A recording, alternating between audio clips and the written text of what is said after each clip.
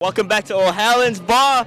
First game of the year, 2025. Happy New Year. Off to the right start. Starting in a good mood. Talk about this win today. I mean, look, I think that we've had a good enough first half where we start to put the pressure. Obviously, Brentford's goal came a little bit out of nowhere, and we'll talk about a little bit of the defending of Calafiori, which I thought was a little bit poor today. But look, we responded back nicely, and look, when you outshoot a team 3-1 in terms of shots, I think it was like 15-5.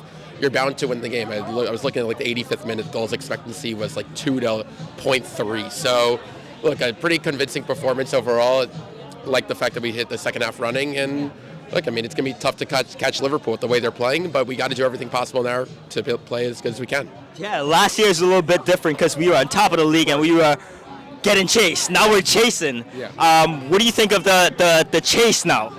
Well, look, I mean,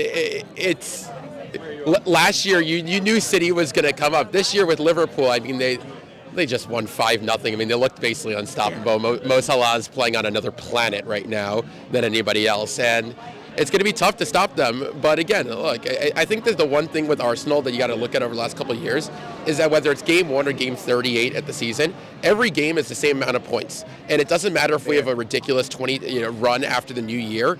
When you drop points early in the season, and we did say, I mean, back-to-back years playing really poor against Fulham and a couple other teams, this is what's going to happen. Yeah. And just because you win 12 straight games to start a new year doesn't mean that the 3 games that you drop points on beforehand doesn't count. So, I mean, games 1 to 38 need to be taken seriously, not just when the title chase comes after the new year. 100%, 100%. Who is your player of the match today? I mean, to me, it's Ethan Nwaneri down on the right side. I thought he was brilliant. And I'm going to say, look, to me... Fuck them all! Yeah. Arsenal! What she said. All right, so look, when I look at Nwaneri and, Miles, it reminds me a lot of about 5 years ago when Saka was playing left back and Martinelli was playing. And... I mean, I really liked Arteta's choice going with Nwaneri on the right side. He looked really fluid down the way and attacking guys the entire time. And we need people like that. We need guys that could dribble and take on defenders, because that obviously with Saka is his best thing, is being able to take the ball, take on defenders, whether he's scoring or not. He's always causing havoc. And I thought that Nwaneri did that as well really, really strongly today. So to me, he was my man of the match. And look, I mean, this team's getting a little bit older. It was like 3 years ago. It's like, oh, this team's really young. Now they're all in their prime age. But now we got a couple young guys again that kind of.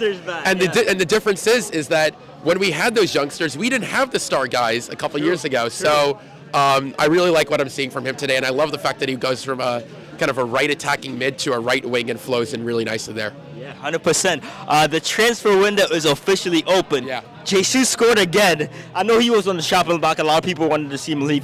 What are your thoughts on the transfer window opening and Jesus? Look, I've always been a fan of him, and I thought it's tough to play consistently. Number one, when you don't get playing time, and number two, when you're consistently injured. And to me, it was never the fact of his quality as being a real number 9. I truly think, and I know people are going to probably disagree with this, unless you have a star number 9 player, unless you have an Alexander Isak, unless you have a Haaland, unless you have an Mbappe. Victor Osimhen, Yeah, exactly. Having a guy that is just going to score, it doesn't happen if chances aren't created. And when Arsenal used to play this kind of fluid movement where they would almost rotate, and I remember maybe like a year and a half ago, they had Trossard fitting in number 9. They were scoring 5 goals a game. And it's just this consistent rotation of the front 3. So if they could find that again with Jesus, I truly believe that they don't need a real number 9. I don't think Kai Havertz is it, by the way, to start with. I think that he's a solid player. But I think kind of see him as a little bit of a jack-of-all-trades player, where I don't see him where I say, what is his specialty? And I can't answer that question. The only thing that I would say is he's really good at runs in the box, runs in the box where he doesn't have the ball. Yeah. That's the one thing that he's really good at, and we saw that where he scored right before the new year. 100%. But when he doesn't score, he defends, but he's not creating chances, and that's the problem there. So to me, I don't see the guy on the market right now that is the home run number 9 striker. And with the way that we're playing, I mean, truly, when was the last time we lost? I really... Right? When was the last time we lost? You tell us. What were we, unbeaten 14 or 15 straight? Yeah. I understand that we're going for a title, but sometimes just because someone has that guy out there, if you can't get him, you can't get him. True. Right? And if we're not going to go... If Newcastle's not going to sell Isak for $100+ million, then who are we really going to get that day one you can confidently say is going to make this team better? They may make the team better, but are they surely going to make the team better? Because we're not losing right now. So I would stick with Jesus at number 9. To me, I would potentially go and sign a winger and, again, a little bit more depth there. So, no, I wouldn't go with the number 9 unless you get a star-studded number 9 for sure. Fair enough. Speaking of wingers, Raheem Sterling. Now this is his, I guess, half evaluation. What are your thoughts on him throughout this transfer loan season he is having? Well, I mean, first of all, he's barely played. So again, it's tough to give a real assessment of a player when he's barely played. Obviously, he's hurt for another month or so, and that's going to be tough. He's a solid player. I loved him on City. I thought he was very solid on Chelsea when they first signed him, and I was happy when we got him on loan. Is he a guy that should be starting for Arsenal? I don't think so. And has he been slightly disappointing? Sure, he's been slightly disappointing. He's created some good chances, but he hasn't put the ball in the back of the net. And when you're a winger, if you're not scoring, you're not assisting. You're only doing so much. All right. Any last thoughts before I let you go? Yeah, I mean, the one thing I do want to say, our back line is so damn solid. And the only thing that becomes a little bit concerning to me is these really like random one-off goals where the team's doing nothing, they're doing nothing, and all of a sudden they let the ball in the back of the net.